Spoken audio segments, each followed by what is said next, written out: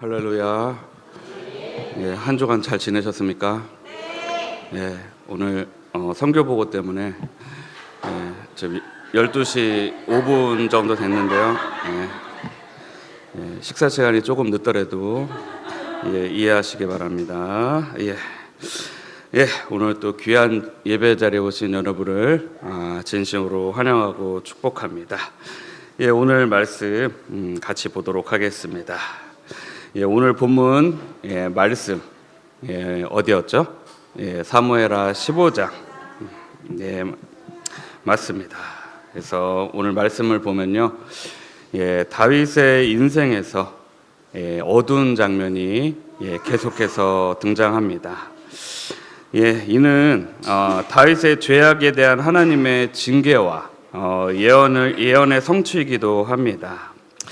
그래서 다윗의 아들 압살롬이 말과 병거로 왕처럼 자신을 과시하고 또한 정의로운 재판관처럼 행동해서 사람들의 마음을 얻고 또 그리고 예배라는 이름으로 자신의 욕망을 포장해서 결국 백성들의 마음을 훔치고 드디어 반란을 일으킵니다. 오늘 본문이 바로 압살롬이 반란을 시작하는 장면입니다. 오늘 다시 한번 읽어보도록 하겠습니다. 오늘 본문 13절부터 18절까지 저와 한 절씩 교독합니다. 13절입니다. 전령이 다윗에게 와서 말하되 이스라엘의 인심이 다 압살롬에게로 돌아갔나이다 한지라.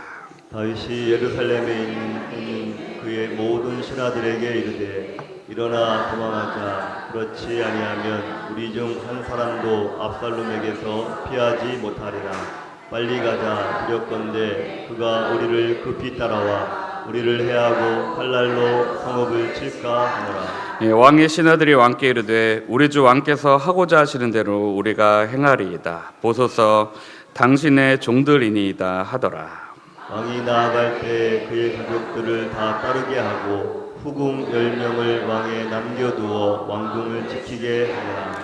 왕이 나감에 모든 백성이 다 따라서 벳 메르하게 이르러 멈추어서니 그의 모든 신하들이 그의 곁으로 지나가고 모든 그렛 사람과 모든 블렛 사람과 몇 왕을 따라 가드에서 온 모든 가드 사람 600명이 왕 앞으로 행진하니라. 13절에 보면요, 전령이 다윗에게 달려와 말합니다.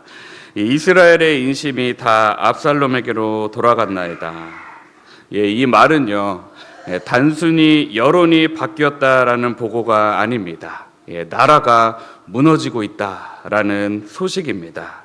아들의 반역이 성공하고 있다는 소식입니다. 그래서 다윗은 예루살렘에 있는 신하들에게 말합니다. 일어나 도망하자. 다윗은요, 싸우지 않고 급하게 떠납니다. 왜입니까? 다윗이 예루살렘에 남아 있으면요, 성 안이 칼날로 피바람이 불 것이 뻔했기 때문입니다. 또한 오늘 본문 마지막 구절을 보면요, 다윗이 예루살렘을 떠나고 얼마 안 돼요, 압살롬과 그의 군대가 예루살렘으로 들어오게 됩니다. 조금만 늦었더라면요, 다윗과 가족 그리고 그의 부하들의 목숨이 위험했을지 모릅니다. 왕궁을 떠나는 길은 참담했습니다. 가족들이 따릅니다. 신하들이 따릅니다. 백성들이 따릅니다. 왕은요, 피난민처럼 길 위에 서 있습니다.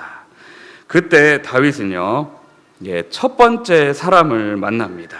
19절부터 22절까지 또 한 절씩 교독합니다. 19절입니다.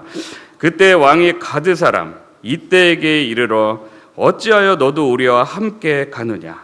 너는 쫓겨난 나그네이니 돌아가서 왕과 함께 내 곳에 있으라. 너는 어제 왔고 나는 정처 없이 가니 오늘 어찌 너를 우리와 함께 떠돌아다니게 하리요. 너도 돌아가고 내 동포들도 데려가라. 은혜와 진리가 너와 함께 있기를 원하노라 하니라. 이때가 왕께 대답하여 이르되 여호와의 살아계심과 내 주 왕의 살아계심으로 맹세하옵나니 진실로 내 주 왕께서 어느 곳에 계시든지 사나 죽으나 종도 그곳에 있겠나이다 하니 다윗이 이때에게 이르되 앞서 건너가라. 받을 사람 이때와 그의 수행자들과 그와 함께한 아이들이 다 건너가고 다윗 왕이 벳 메르악이라는 곳에 도착하자 자신을 따라 나온 사람들 중에서 이때라는 사람을 만납니다. 본문을 보면요, 이때는 이스라엘 사람이 아니었습니다. 그는 이방인입니다. 더구나 그는 다윗에게 온 지 얼마 안 되는 사람 같이 보였습니다. 그래서 20절에서 다윗은 말합니다. 너는 어제 왔고 나는 정처 없이 가니 오늘 어찌 너를 우리와 함께 떠돌아다니게 하리요. 다윗은요, 자신에게 온 지 얼마 안 된 이때를 돌려보내려고 합니다. 자기 살 길을 찾으라고 합니다. 그런데 이때가 21절에 대답합니다. 여호와의 살아계심과 내 주 왕의 살아계심으로 맹세하옵나니 진실로 내 주 왕께서 어느 곳에 계시든지 사나 죽으나 종도 그곳에 있겠나이다. 이방인 이때가 살아계신 하나님의 이름으로 다윗 왕이 계시는 곳에 나도 있겠다라고 맹세를 합니다. 그러자 다윗은 이때를 받아들입니다. 이때와 그의 사람들은 다윗과 함께 광야길을 떠납니다. 그리고 23절은 이렇게 말합니다. 온 땅 사람이 큰 소리로 울며 모든 백성이 앞서 건너가매 왕도 기드론 시내를 건너가니 건너간 모든 백성이 광야길로 향하니라. 그런데 그 길목에서 다윗은요, 또 다른 사람들을 만납니다. 24절부터 29절 또 한 절씩 교독합니다. 24절입니다. 보라, 사독과 그와 함께한 모든 레위 사람도 하나님의 언약궤를 메어다가 하나님의 궤를 내려놓고 아비아달도 올라와서 모든 백성이 성에서 나오기를 기다리도다. 왕이 사독에게 이르되 보라, 하나님의 궤를 성읍으로 도로 메어 가라. 만일 내가 여호와 앞에서 은혜를 입으면 도로 나를 인도하사 내가 그 궤와 그 계신 데를 보이시리라.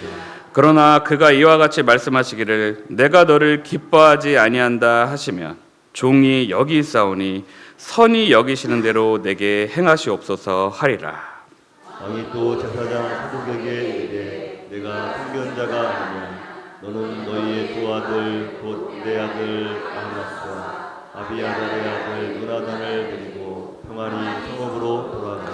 너에게서 내게 알리는 소식이 올 때까지 내가 광야 나루터에서 기다리리라 하니라. 사독과 아비아달이 하나님의 궤를 예루살렘으로 도로 메어다가 놓고 거기 머물며 있으리라. 이번에 다윗이 또 다른 사람들을 만납니다. 누구였습니까? 바로 사독, 아비아달, 그리고 레위 사람들이었습니다. 그들은요, 하나님의 언약궤를 예루살렘으로부터 메고 나왔습니다. 언약궤는 무엇입니까? 하나님의 임재를 상징합니다. 언약궤가 다윗과 함께 있으면 백성들에게 하나님은 여전히 다윗 편이다라고 생각하는 강력한 상징이 될 수 있었고, 이는 다윗 왕권에 대한 지속적인 정통성이 부여될 수 있었습니다. 그러나 25절에 다윗은 말합니다. 하나님의 궤를 성읍으로 도로 메어가라. 다윗은요, 언약궤를 붙잡지 않습니다. 왜냐하면 하나님을 자기의 정치적 정당성의 도구로 사용하지 않기 위해서입니다. 이는 하나님의 이름을 빌어 반란을 준비했던 압살롬과 비교되는 다윗의 모습이었습니다. 또한 우리가 이미 잘 알고 있듯 사무엘상 4장을 보면요, 이스라엘이 블레셋과의 전쟁 중 이스라엘 장로들은 언약궤를 전쟁터로 가져오면 승리할 수 있다라고 생각했습니다. 하지만 전쟁에서는요, 졌고요. 언약궤까지 블레셋에게 빼앗기는 황당한 일을 겪게 됩니다. 마치 언약궤를 승리의 부적처럼 여긴 결과였습니다. 하지만 다윗은요, 분명하게 언약궤의 의미와 하나님의 뜻을 알았습니다. 그리고 25절에서 이렇게 고백합니다. 만일 내가 여호와 앞에서 은혜를 입으면 도로 나를 인도하사 내게 그 궤와 그 계신 데를 보이시리라. 그러나 그가 이와 같이 말씀하시기를 내가 너를 기뻐하지 아니한다 하시면 종이 여기 있사오니 선히 여기시는 대로 내게 행하시옵소서. 다윗은요 하나님께 자기 자신을 맡깁니다. 설령 그리 아니하실지라도 하나님 뜻대로 하옵소서라고 고백하는 것입니다. 이제 다윗은 감난산 길로 올라갑니다. 그는 머리를 가렸습니다. 맨발이었습니다. 울며 올라갔습니다. 백성들도 머리를 가리고 울며 올라갔습니다. 이 장면은요 마치 장례 행진처럼 느리게 움직이는 애도의 모습처럼 보입니다. 그때 또 하나의 소식이 들려옵니다. 아히도벨이 압살롬과 함께 모반한 자들 가운데 있나이다. 아히도벨은요 다윗의 핵심 참모였습니다. 뛰어난 전략가였습니다. 그런데 그가 배신했습니다. 압살롬 편에 섰습니다. 31절에 보면 그때 다윗은요 기도합니다. 여호와여 원하옵건대 아히도벨의 모략을 어리석게 하옵소서. 짧은 기도였습니다. 간단한 기도입니다. 그러나 정말로 절박한 기도였습니다. 그리고 그때 한 사람이 또 다윗 앞에 나타납니다. 32절부터 37절까지 또 한 절씩 교독합니다. 32절입니다. 다윗이 하나님을 경배하는 마루턱에 이를 때 아렉 사람 후세가 옷을 찢고 흙을 머리에 덮어쓰고 다윗을 맞으러 온지라. 다윗이 그에게 이르되 내가 만일 나와 함께 나아가면 내게 눈을 끼치리라. 그러나 내가 만일 성읍으로 돌아가서 압살롬에게 말하기를 왕이여 내가 왕의 종이니이다. 전에는 내가 왕의 아버지의 종이었더니 이제는 내가 왕의 종이니이다 하면 내가 나를 위하여 아히도벨의 모략을 패하게 하리라. 사독과 아비아델 두 제사장이 너와 함께 거기 있지 아니하냐. 내가 왕의 궁중에서 무엇을 듣든지 사독과 아비아델 두 제사장에게 알리라. 그들의 두 아들 곧 사독의 아히마스와 아비아달의 요나단이 그들과 함께 거기 있나니 너희가 듣는 모든 것을 그들 편에 내게 소식을 알릴지니라 하는지라. 다윗의 친구 후세가 또 성읍으로 돌아가고 압살롬도 예루살렘으로 돌아갔더라. 다윗의 절박한 기도가 마친 후 얼마 안 되어 아렉 사람 후세가 다윗에게 나타납니다. 그는요 옷을 찢고 흙을 머리에 뒤집어 쓰고 나타났습니다. 그는 아빠가 아니고 다윗의 친구였습니다. 그는 다윗을 지지하는 사람이었습니다. 하지만 다윗은요 친구 후세를 자기 곁에 붙잡지 않습니다. 오히려 예루살렘으로 돌려보냅니다. 후세를요 압살롬에게로 가도록 합니다. 그리고 부탁을 합니다.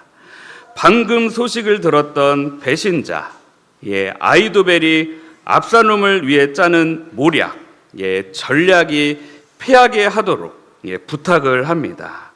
또한 다윗은 후세에게 예루살렘에 남아서 사독과 아비아달 그리고 그들의 아들들을 통해 예루살렘 안의 정보와 소식을 광야에 있는 자신에게 전해달라고 부탁을 합니다. 그리고 37절은 이렇게 끝납니다. 다윗의 친구 후세가 곧 성읍으로 들어가고 압살롬도 예루살렘으로 들어갔더라. 사랑하는 성도 여러분, 오늘 본문의 이야기가 내용이 이해가 되십니까? 참 복잡한 이야기인데 만약에 여러분이 이해가 되신다면 여러분은요 대한민국에서 상위 1% 안에 드시는 분들입니다. 사랑하는 성도 여러분, 오늘 본문 이야기 안에서 다윗이 예루살렘을 떠나 광야로 도망가는 길은요 결코 단순한 피난길이 아니었습니다. 그 길은요, 누가 친구인지, 누가 하나님을 아는 사람인지, 누가 위기의 자리에서 하나님께 쓰임받을 사람인지 드러나는 길이었습니다. 오늘 본문을 보았듯이 다윗이 어려움을 당한 이후에요, 세 종류의 사람이 등장합니다. 이 세 종류의 사람들은요, 과연 어떤 사람들이었고, 이 사람들을 본받아 오늘 우리가 이 위기의 시대에서 어떤 믿음으로 살아가야 할지 보는 시간을 갖기 원합니다. 오늘 다윗이 만난 첫 번째 사람은요, 바로 이때입니다. 첫째로, 이때는 광야에서도 왕과 함께하는 믿음의 소유자였다입니다. 다시 한번 말씀드립니다. 첫째로, 이때는 광야에서도 왕과 함께하는 믿음의 소유자였다. 이때 출신을 보면요, 그는 이방인이었습니다. 어디 사람이라고 오늘 본문에 나와 있죠? 가드 사람입니다. 가드는 어느 지역입니까? 그 유명한 골리앗의 고향입니다. 그는 이스라엘 사람이 아니라 이방인입니다.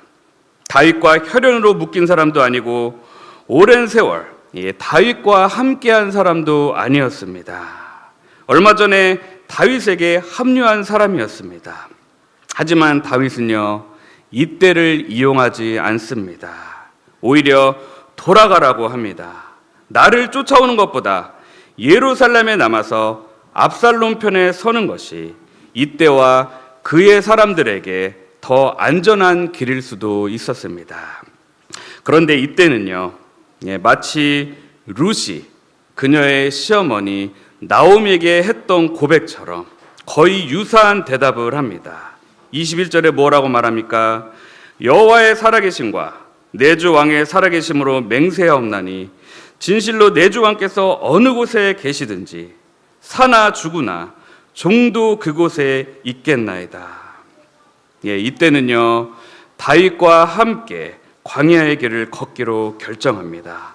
그는 이방인이었지만 여호와 하나님의 살아계심을 믿었고 다윗의 생명이 하나님께 달려있음을 알고 있었습니다. 사랑하는 성도 여러분, 이때의 믿음은요, 인생이 편안할 때 드러난 믿음이 아니었습니다. 그는 편안한 성 안에서 충성하겠다고 맹세한 사람이 아닙니다. 그는 광야의 길로 행할 때 충성한 사람이었습니다. 다윗이 힘이 있었을 때가 아니라 힘이 없었을 때, 백성들의 마음이 다윗에게서 떠났을 때, 왕의 미래가 보이지 않았을 때, 그는 다윗 곁에 섰습니다. 이것이 참된 충성입니다. 참된 충성은요, 돈과 유익에 따라 움직이지 않습니다. 참된 충성은요, 편한 곳에서 이루어지지 않습니다. 참된 충성은 왕이 어디에 가시든지 내가 그곳에 있겠나이다라고 고백합니다. 사랑하는 성도 여러분, 우리의 왕은 누구십니까? 바로 우리를 위하여 십자가에서 죽으시고 장사 지낸 지 사흘 만에 죽은 자 가운데서 살아나신 예수 그리스도이십니다. 따라서 이때 고백이 우리의 고백이 되어야 합니다. 주님이 계신 곳에 저도 있겠습니다. 왕궁이 아니라 광야라도 좋습니다. 인정받는 자리가 아니라 오해받는 자리라도 좋습니다. 복음 때문에 비난받고 놀림받는 자리라도 좋습니다. 사나 죽으나 저는 주님의 것입니다. 사랑하는 성도 여러분, 우리의 신앙은요, 예수님께서 주시는 복만 따르는 것이 아닙니다. 참된 신앙은 예수님 자신 그 자체를 따르는 것입니다. 예수님이 영광의 길로 가실 때만 아니라 십자가의 길로 가실 때도 따르는 것입니다. 그러므로 오늘 우리는 이때처럼 물어야 합니다. 나는 주님이 주시는 안락함만 사랑하는가? 아니면 주님 자신 그 자체를 사랑하는가? 나는 왕궁의 예수님만 따르는가? 아니면 광야의 예수님을 따르는가?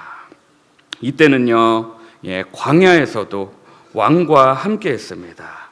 참된 제자는 광야에서도 고난 가운데서도 그리스도와 함께합니다.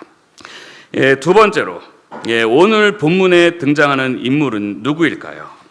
바로 사레입니다. 사레가 누구일까요? 바로 사독 아비아달 레위인입니다.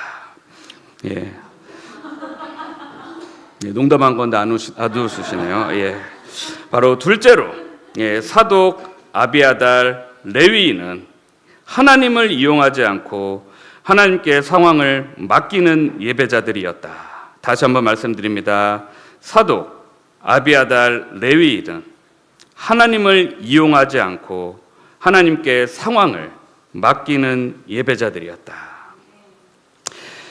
다윗이 광야길로 향하려고 할 때 그들은요 하나님의 언약궤를 메고 다윗을 기다리고 있었습니다.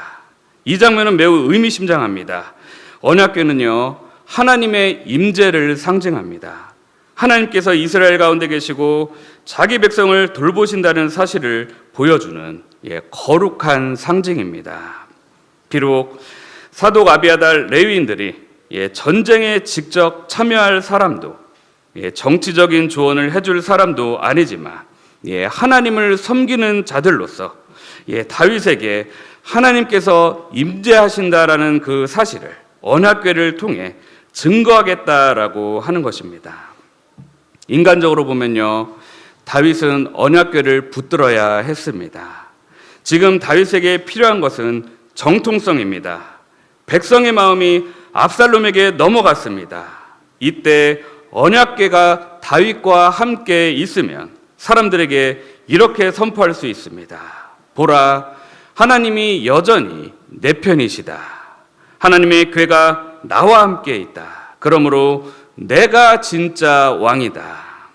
그러나 다윗은 그렇게 하지 않았습니다. 25절에 보면 다윗은 사독에게 말합니다. 하나님의 궤를 예루살렘으로 도로 메어가라. 만일 내가 여호와 앞에서 은혜를 입으면 도로 나를 인도하사 내게 그 궤와 그 계신 데를 보이시리라. 그러나 그가 이와 같이 말씀하시기를 내가 너를 기뻐하지 아니한다 하시면 종이 여기 있사오니 선히 여기시는 대로 내게 행하시옵소서. 여기서 사독과 아비아달 그리고 레위인들의 역할이 중요합니다. 그들은요 다윗에게 언약궤를 가져왔지만 다윗이 하나님의 궤를 돌려보내라고 했을 때 순종합니다. 그들은 자기들이 들고 온 거룩한 상징을 통해 다윗을 억지로 승리하게 하려 하지 않았습니다. 그들은 언약궤를요 부적으로 만들지 않았습니다. 하나님의 임재를 인간의 승리를 위한 도구로 바꾸지 않았습니다. 사랑하는 성도 여러분, 이것이 예배자의 모습입니다. 이것이 예배자의 믿음입니다. 예배자는요 하나님을 마치 부적처럼 이용하는 사람이 아닙니다. 예배자는요 하나님을 증거하는 사람입니다. 예배자는 거룩한 것을 자기 목적을 위해 끌어다 쓰는 사람이 아닙니다. 예배자는 거룩하신 하나님 앞에 자기의 목적을 내려놓는 사람입니다. 오늘 우리도 조심해야 합니다. 우리는 기도를 이용할 수 있습니다. 예배를 이용할 수도 있습니다. 직분을 이용할 수도 있습니다. 교회를 이용할 수도 있습니다. 신앙의 언어를 사용하지만 실제로는 내 뜻을 관철하려는 시도일 수도 있습니다. 하나님, 내 편이 되어 주십시오. 하나님, 내가 옳다는 것을 증명해 주십시오. 하나님, 내 계획을 성공시켜 주십시오. 그러나 다윗의 고백은 다릅니다. 하나님이 나를 기뻐하시면 다시 돌아오게 하실 것입니다. 그러나 하나님이 나를 기뻐하지 않으신다면 주님 보시기에 선한 대로 행하시옵소서. 사랑하는 성도 여러분, 사독과 아비아달, 레위인들은 오늘날 교회에게 중요한 질문을 던집니다. 우리는 하나님을 이용하는 교회입니까? 아니면 하나님께 자신을 맡기는 교회입니까? 우리는 예배를 통해 내 욕망을 강화합니까? 아니면 예배를 통해 하나님 뜻 안에 엎드립니까? 참된 예배는요, 하나님을 내 편으로 끌어오는 시간이 아닙니다. 참된 예배는 내가 하나님의 뜻 안으로 들어가는 시간입니다. 사독, 아비아달, 레위인들은 언약궤를 메고 나왔습니다. 그러나 다윗의 명령에 따라 그들은요 다시 예루살렘으로 돌아갑니다. 그리고 그들은 그곳에서 또 다른 역할을 감당합니다. 28절을 보면요, 다윗은 그들에게 내가 광야 나루터에서 기다리리니 성에서 들은 소식과 정보를 내게 알리라라고 부탁합니다. 사독과 아비아달 그리고 그들의 아들들이 그 이후 예루살렘에서 발생하는 중요한 정보를 다윗에게 전달하는 중요한 통로가 됩니다. 이것도 중요합니다. 그들은요 광야로 함께 가지 않았습니다. 하지만 다윗을 버린 것이 아니었습니다. 그들은 예루살렘에 남아 순종했습니다. 때로 충성은 이때처럼 함께 떠나는 것이고요, 때로는 충성은 이들처럼 남아서 자기 자리를 지키는 것입니다. 교회 안에도 이런 충성이 필요합니다. 앞장서 싸우는 성도도 필요하지만 조용히 예배의 자리를 지키는 성도도 필요합니다. 눈에 띄는 헌신도 필요하지만 보이지 않는 자리에서 말씀과 기도와 예배의 질서를 지키는 성도도 필요합니다. 사랑하는 성도 여러분, 하나님은요 광야로 나가는 사람도 사용하시고 성읍에 남아 기다리는 사람도 사용하십니다. 중요한 것은 내가 원하는 자리가 아니라 하나님께서 맡기신 자리에서 충성하고 순종하는 것입니다. 오늘 본문에서 마지막으로 볼 인물은요 바로 후세입니다. 세 번째로 후세는 기도의 응답으로 보냄받은 지혜로운 친구이다 입니다. 다시 한번 말씀드립니다. 후세는 기도의 응답으로 보냄받은 지혜로운 친구이다.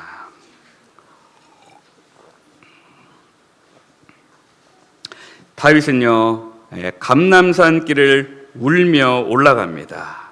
머리를 가리고 맨발로 올라갑니다. 그때 한 소식이 들립니다. 아히도벨이 압살롬 편에 섰다라는 것입니다. 이것은요 다윗에게 치명적이었습니다.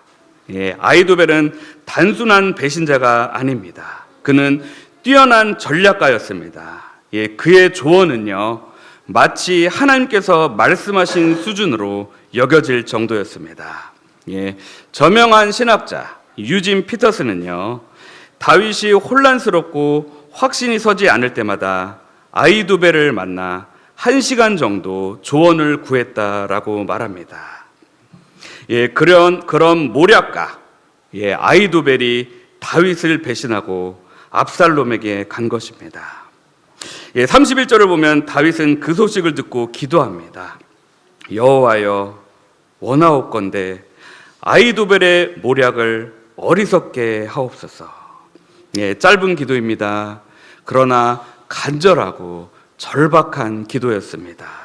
그런데 바로 그때 기도를 마치고 난 후 후세가 등장합니다. 후세의 등장은요 다윗의 기도에 대한 응답이었습니다. 다윗이 아히도벨의 모략을 어리석게 해달라고 기도한 직후 후세가 마침 하나님을 경배하는 마루턱에서 다윗을 만나게 됩니다. 그리고 훗날 압살롬은요 다윗을 잡을 묘책을 아히도벨과 후세 이 두 사람으로부터 조언을 듣게 되는데 후세가 일부러 다윗을 돕기 위해 제안한 묘책을 압살롬이 선택하게 됩니다. 그래서 후세 덕에 다윗은 목숨을 구제하고 위험에서 벗어날 수 있게 됩니다. 사랑하는 성도 여러분, 하나님께서는요 우리의 기도에 때로는 사람을 통해 응답하십니다. 기도했지만 기적이 일어나지 않을 수 있습니다. 문제가 한순간에 사라지지 않을 수 있습니다. 반역이 즉시 무너지지 않을 수 있습니다. 그러나 하나님께서는요, 한 사람을 보내십니다. 후세 같은 사람을 보내십니다. 함께 울어줄 사람을 보내십니다. 지혜롭게 도와줄 사람을 보내십니다. 위험한 자리로 들어가 하나님의 뜻을 섬길 사람을 보내주십니다.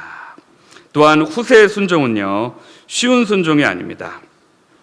그는 다윗 곁에 남아 위로자가 될 수도 있었습니다. 그러나 다윗은 후세에게 더 어려운 길을 맡깁니다. 압살롬에게 가는 길입니다. 적진 한 가운데로 들어가는 길입니다.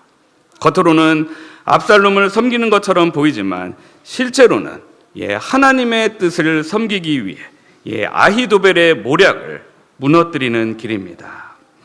이것은요, 어찌 보면 보이지 않는 순종입니다. 드러나지 않는 순종입니다.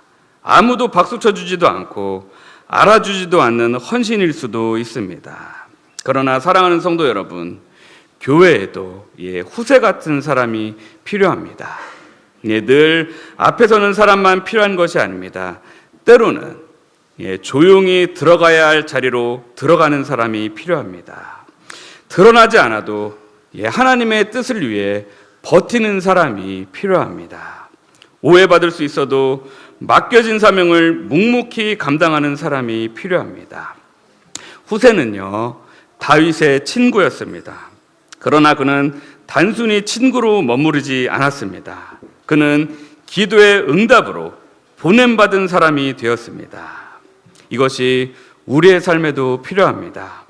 내가 기도할 때 하나님께서는 누군가를 나에게 보내실 수 있습니다.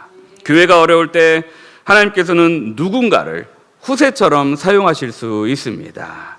가정이 흔들릴 때 하나님께서는 누군가를 조용한 중보자와 지혜로운 조력자로 세우실 수 있습니다. 그러므로 우리는 이렇게 기도해야 합니다. 주님, 제게 후세를 보내주시옵소서. 그러나 동시에 이렇게도 기도해야 합니다. 주님, 제가 누군가의 후세가 되게 도와주시옵소서. 기도의 응답을 받는 사람도 복되지만 후세처럼 기도의 응답으로 보냄받고 쓰임받는 사람도 복된 것입니다. 우리가 바로 후세와 같이 이웃을 돕고 섬기는 자가 되는 것도 복되다 하는 것입니다. 말씀을 마무리하겠습니다. 사랑하는 성도 여러분, 오늘 본문에서 세 종류의 사람이 등장했습니다. 또한 세 종류의 믿음이 드러났습니다. 이때는 왕과 함께 광야로 가는 믿음을 보여주었습니다. 사독과 아비아달과 레위인들은 하나님을 이용하지 않고 하나님께 맡기는 예배자의 믿음을 보여주었습니다. 후세는요, 다윗의 기도의 응답으로 보냄받아 적진의 한가운데서 자신을 숨기고 순종하는 믿음을 보여주었습니다. 이 세 모습은 오늘날 우리에게 그리고 교회에서도 필요한 믿음입니다. 우리는 이때처럼 고백해야 합니다. 하나님께서 계신 곳에 저도 있겠습니다. 우리는 사독, 아비아달, 레위인들처럼 고백해야 합니다. 하나님을 내 뜻을 위한 도구로 삼지 않고 하나님의 뜻 앞에 엎드리겠습니다. 우리는 후세처럼 고백해야 합니다. 주님이 보내시는 자리로 가겠습니다. 드러나지 않아도 어려워도 주님의 뜻을 섬기겠습니다. 그리고 오늘 본문 다윗이 광야의 길로 나아가는 모습은요, 또한 우리로 하여금 예수 그리스도의 모습을 생각나게 합니다. 예수님은요, 우리를 위해 하늘 왕궁을 떠나셨습니다. 예수님은요, 우리를 위해 광야 같은 세상으로 오셨습니다.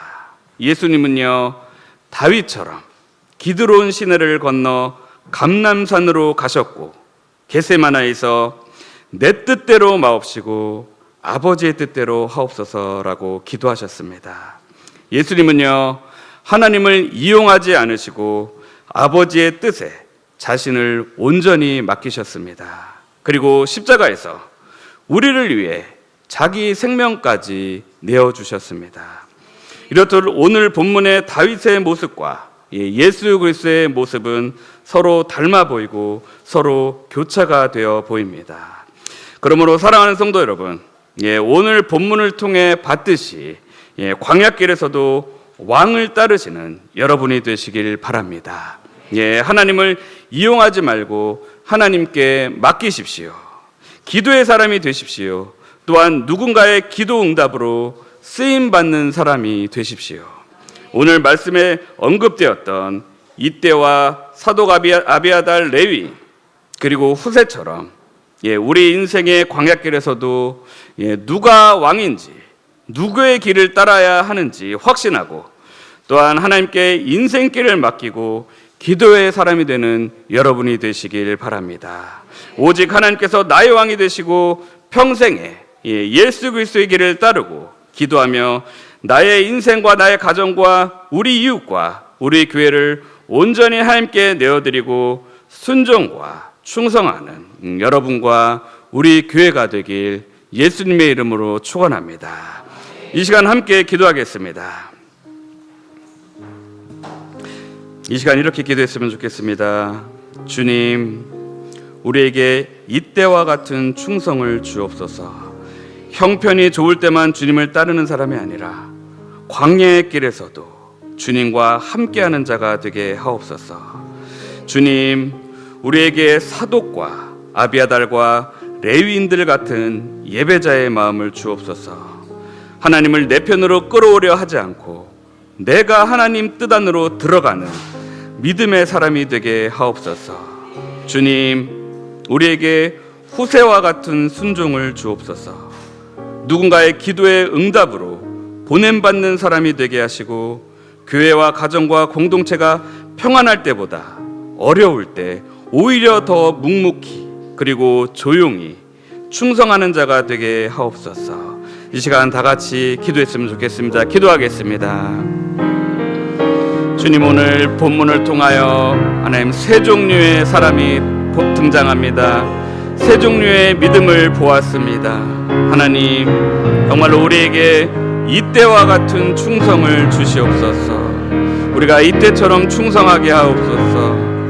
또한 사독과 아비아달과 레위인들처럼 진정으로 예배자의 마음을 주시옵소서. 다윗처럼 그리 아니하실지라도 정말로 하나님께 순종하고 하나님의 뜻에 따르는 자가 될 수 있도록 도와주시옵소서. 우리에게 후세와 같은 믿음을 주시옵소서. 정말로 적진 한가운데로 들어가더라도 정말로 하나님을 믿고 정말로 하나님께서 주신 지혜를 정말로 하나님을 위해 사용하는 자가 될 수 있도록 주님 함께하여 주시옵소서. 주님 함께하여 주시 믿습니다. 주님 온전히 함께하여 주시고 오늘 이 세 사람들을 통하여 정말로 본 그들의 하나님 믿음과 충성과 고백을 통하여서 우리도 하나님께 그렇게 충성할 수 있도록 도와주시옵소서. 우리도 하나님께 그렇게 순종할 수 있도록 도와주시옵소서. 주님 이끌어 줄 줄 믿습니다. 저희들의 기도 함께하여 주시고 정말로 순종하는 자가 될 수 있도록 주님 함께하여 주시옵소서. 주님 이끌어 주시옵소서. 하나님, 우리의 인생들 가운데 우리 교회 가운데 함께하여 주시옵소서. 주님 이끌어 주시옵소서.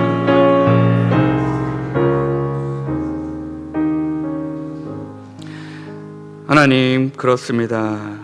오늘 다윗이 아들 압살롬의 반란으로 인하여 광야의 길로 행할 때 정말로 하나님께서 보내주신 세 종류의 사람을 만난 것처럼 우리도 우리 인생 가운데 어려울 때 정말로 하나님께서 보내주신 그 사람들, 또 그 믿음을 근거로 그 믿음을 붙잡고 살아가는 자들이 될 수 있도록 도와주시옵소서. 하나님께 기름 부음 받은 왕은 오직 다윗 한 명밖에 없었습니다. 이들은 누가 왕인지 누가 하나님의 사람인지 분명하게 알았습니다. 하나님, 우리에게도 누가 왕인지 누가 참 신인지 정말 우리 마음 가운데 강한 믿음을 허락하여 주시옵소서. 오직 우리의 하나님은 정말 하나님밖에, 여호와 하나님 한 분밖에 없음을 고백합니다. 오직 우리에게는 예수 그리스도만이 유일한 길이고 참된 진리임을 믿습니다. 정말로 우리가 예수 그리스도를 믿고 우리 안에 성령님께서 내주하심을 믿습니다. 정말로 우리가 누가 참 왕인지, 누가 이 세상에서 참 진리인지 깨닫고 정말로 충성하며 순종하는 자들이 될 수 있도록 주님 함께 하시고 이끌어 주시옵소서. 이제는 우리 구주 예수 그리스도의 은혜와 하나님의 극진하신 사랑하심과 성령님의 감화감동 교통하심이 이 자리에 있는 우리 주한교회 모든 성도들 머리 위에 이제로부터 영원토록 함께 하시길 우리 구주 예수 그리스도 이름으로 간절히 축원하옵나이다. 아멘.